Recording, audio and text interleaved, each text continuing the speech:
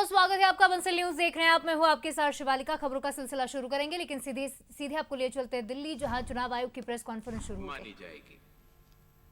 अब फेज 2 12 राज्यों में या संघ शासित प्रदेशों में आरंभ होने वाला है। नेक्स्ट।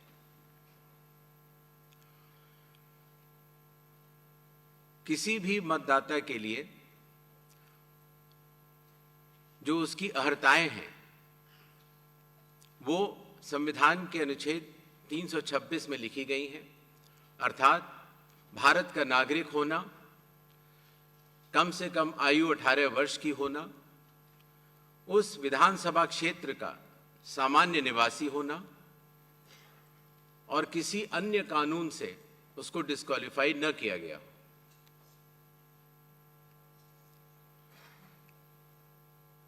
एसआईआर की आवश्यकता के बारे में काफी चर्चा हो चुकी है, लेकिन फिर भी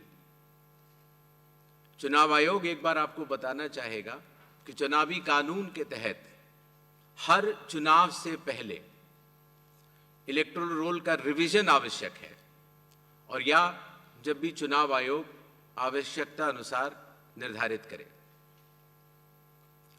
विगत कुछ दशकों से लगभग हर राजनीतिक पार्टी ने मतदाता सूची के शुद्ध न होने के ऊपर चुनाव आयोग को लगातार शिकायतें दी हैं। पहले सन 1951 से लेकर 2004 तक लगभग 8 बार स्पेशल इंटेंसिव रिवीजन इस देश में चुनाव आयोग ने कराया है, और आखिरी इंटेंसिव रिवीजन लगभग 21 साल पहले 2002 से लेकर 2004 की मियाद में पूरा किया गया था। इस लंबे दौर में, 2 दशकों से भी अधिक लंबे दौर में, मतदाता सूची में कई परिवर्तन आवश्यक हो जाते हैं, जैसे कि भारत की विकास गाथा के साथ साथ लोगों का माइग्रेशन के साथ साथ कई बार उनका वोट पुरानी जगह भी बना रह जाता है और नई जगह भी बन जाता है, अर्थात एक से जगह ज्यादा रजिस्टर होने वाले वोटर्स। कई बार किसी की डेथ होने के बाद भी उसका नाम न हटाया जाना, या गलती से किसी भी विदेशी नागरिक का नाम मतदाता सूची में आ जाना। इन चारों कारणों की वजह से चुनाव आयोग ने निर्णय लिया कि पूरे देश में चरणबद्ध तरीके से एसआईआर कराया जाए, और इसकी पहली कड़ी बिहार आपके सामने समाप्त भी हो चुकी है, और बड़े सफलतापूर्वक लोगों ने चुनाव आयोग पर विश्वास भी जताया है। एसआईआर करते समय एक बहुत बड़ी संख्या में चुनावी कर्मी चुनाव आयोग के साथ कंधे से कंधा मिलाकर काम करते हैं। आपको पता होगा कि लगभग हर 1000 वोटर के ऊपर एक पोलिंग स्टेशन औसत तौर पर हो जाता है। हर पोलिंग स्टेशन पर एक सरकारी कर्मचारी बूथ लेवल ऑफिसर के तौर पर कार्य करता है। एक विधानसभा क्षेत्र में 300 या 400 के बीच में लगभग पोलिंग स्टेशंस होते हैं, और हर विधानसभा क्षेत्र में एक इलेक्टोरल रजिस्ट्रेशन ऑफिसर होते हैं।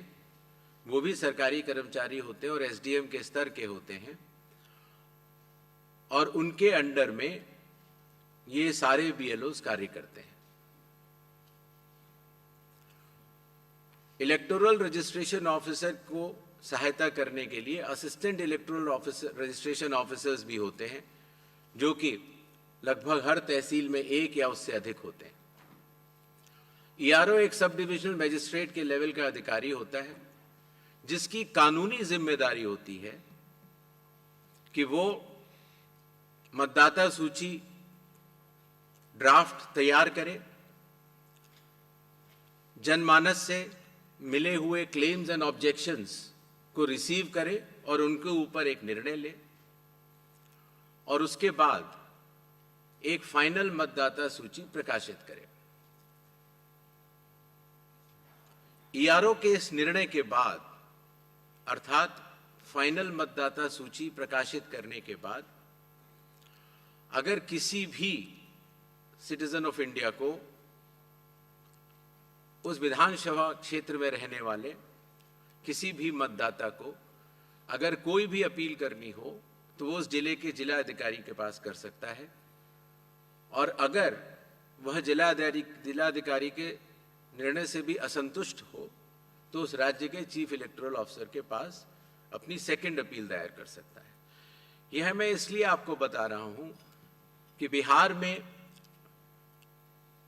सभी राजनीतिक दलों के साथ मिलकर जब एसआईआर हुआ, उसके बाद जो जिला मजिस्ट्रेट्स के पास अपील आई 38 जिलों में, वह शून्य थी। अर्थात ईआरओ और इलेक्टर्स ने मिलकर और बूथ लेवल एजेंट्स ने मिलकर बहुत ही अच्छा काम किया।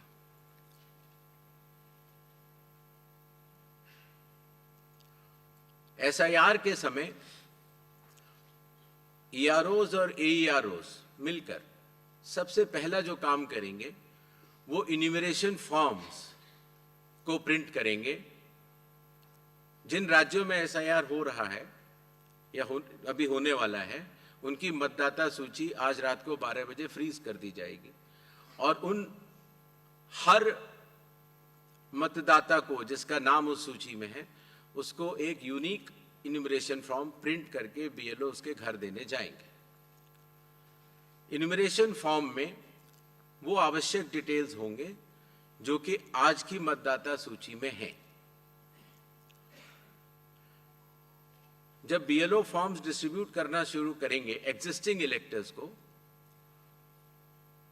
उसके बाद इन्यूमरेशन फॉर्म में जिसका भी नाम है वो उसको लिंक करने का प्रयास करेंगे कि क्या उन्हीं का नाम 2003 की सूची में था।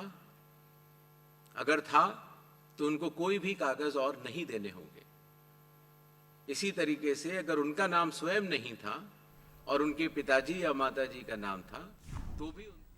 तो chief election commissioner Gyanesh Kumar को आप सुन रहे थे। थोड़ी देर में तारीखों का ऐलान भी वो करेंगे। बहरहाल जानकारी दे रहे हैं। चलिए